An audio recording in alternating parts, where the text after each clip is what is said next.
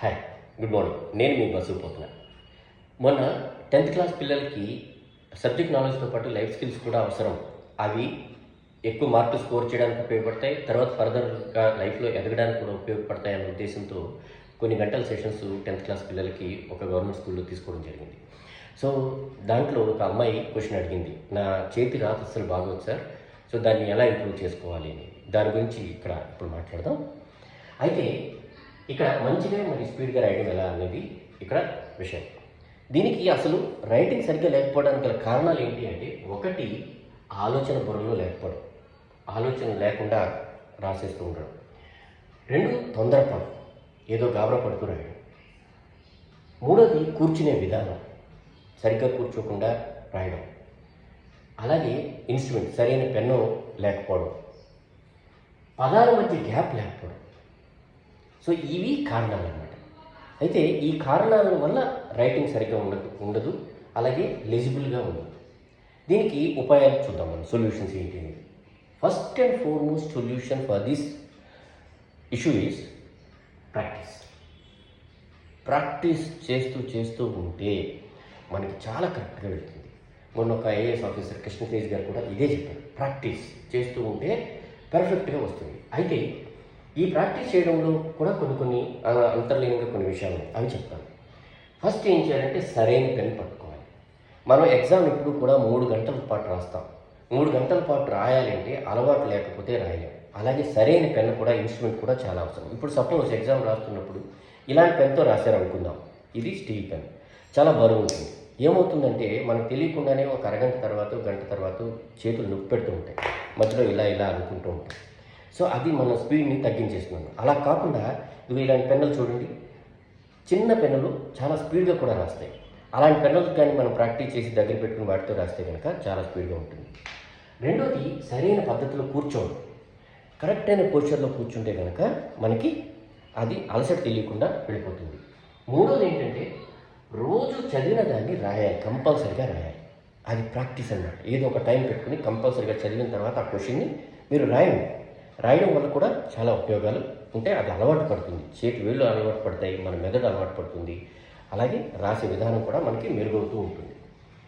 ఫస్ట్లో మంచి రైటింగ్ రావాలి అంటే, అందంగా రావాలి అంటే మెల్లగానే రాయండి, గాబరా పడుతూ రాయండి. అందంగా అక్షరాలు దిద్దుతూ చక్కగా రాయండి. ఆ తర్వాత ఏమవుతుందంటే, ఆ తర్వాత మెల్లమెల్లగా స్పీడ్ని పెంచుకుంటూ ఉండండి. అప్పుడు ఏమవుతుందంటే మనకి అక్షరాలు స్పీడ్ పెరుగుతుంది, రాసే స్పీడ్ పెరుగుతుంది, అందం కూడా వస్తుంది. తర్వాత విషయం ఏంటంటే, focus on words, not on letters. చాలామంది అక్షరానికి రాస్తూ ఇలాగా ఒక అక్షరం రాసి మళ్ళీ పెన్ ఎత్తి ఇంకో అక్షరం రాస్తుంటారు. అలా కాదు, మనం ఏంటంటే కలిపి రాస్తున్నట్టే చక్కగా ఉండాలి. తెలుగులో రాయొచ్చు, ఇంగ్లీష్లో కూడా అలా రాయొచ్చు. ఓకేనా? అలాగే ఒక ఇంగ్లీష్లో రాసేటప్పుడు ఏ అక్షరం కిందకి వెళ్ళాలి, ఏ అక్షరం పైకి వెళ్ళాలి అనేది కరెక్ట్గా దృష్టిలో పెట్టుకుని రాసుకుంటూ వెళ్ళిపోవాలి. అలాగా రాసుకుంటూ వెళ్ళిపోతుంటే కనుక అందంగా వచ్చేస్తాయి. సో కాబట్టి పెన్నును ఒక వర్డ్ రాసేటప్పుడు ఒక అక్షరం రాసిన తర్వాత మళ్ళీ ఎత్తి మళ్ళీ ఇంకో అక్షరం రాయడే విధానం కాకుండా చాలా లైట్గా అయితే స్పీడ్గా రాసుకుంటూ అలా వెళ్ళిపోవాలి అనమాట. Next, line paper. కొంతమంది రాస్తూ ఉంటారు, ఇలాగ ఇక్కడ మొదలు పెడతారు, ఇలా వెళ్ళిపోతుంది, మొత్తం ఎగ్జామ్ పేపర్ అంతా కూడా ఇలాగే రాసేస్తారు, ఇలా.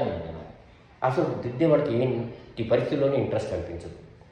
కాబట్టి మీరేం చేయాలి, ఫస్ట్లో ప్రాక్టీస్ చేసేటప్పుడు లైన్ పేపర్ మీద ప్రాక్టీస్ చేయండి, తిన్నగా కరెక్ట్గా రాస్తున్నారా లేదా. ఓకేనా? అది తర్వాత మీకు తెలియకుండానే తిన్నంగా రాయడం అలవాటు అయిపోతుంది.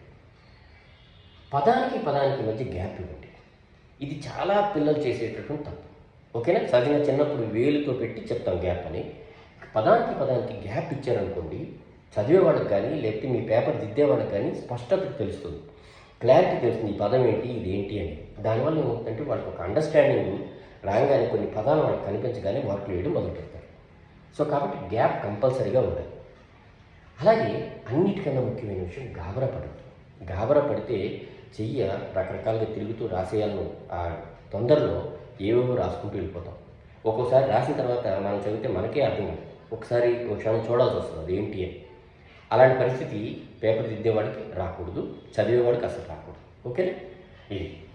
రెండోది ఏంటంటే, సబ్జెక్ట్ కూడా మీరు రోజు ప్రాక్టీస్ చేయడం వల్ల, రాయడం వల్ల ఇంప్రూవ్ అవుతుంది. అది రాసేటప్పుడు ఏం చేస్తారో తెలుసా, జవాబు మొత్తం రాసుకోండి రోజు. ఇంపార్టెంట్ క్వశ్చన్స్ అన్నీ కాకపోయినా సరే ఇంపార్టెంట్ క్వశ్చన్స్ ఏవైతే ఉన్నాయో దాని యొక్క జవాబు మొత్తం రాయండి. ఇది ఎందువల్ల చెప్తున్నానంటే మీకు చదవడం అయిపోతుంది, రివిజన్ అయిపోతుంది, ఒక మెమరీ బుర్రలో ఉండిపోతుంది. తర్వాత ఇంకా మీరు ఒకసారి చూస్తే చాలు, దాని మీద ఆటోమేటిక్గా రాసుకుంటూ వెళ్ళిపోతుంది అన్నమాట. ఇది అదే కాకుండా మెయిన్ హెడ్డింగ్స్ కూడా సైడ్లో రాసుకుంటూ వెళ్ళండి. రాసుకుంటూ వెళ్ళి తర్వాత మెయిన్ రాసుకుంటూ వెళ్ళారనుకోండి, ప్రాక్టీస్ చేసేటప్పుడు చాలా యూస్ఫుల్గా ఉంటుంది.